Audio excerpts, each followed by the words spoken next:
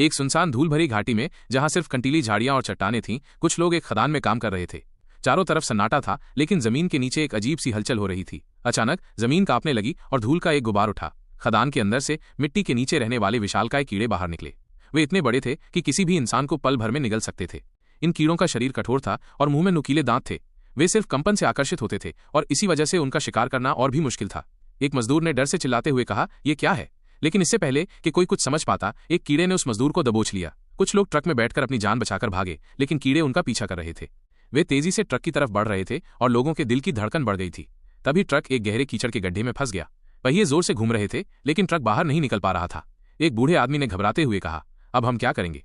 तभी उनमें से एक समझदार आदमी, जिसका नाम राज था, बोला, "हमें कुछ करना होगा।" राज ने हिम्मत दिखाई और एक चट्टान पर चढ़ गया।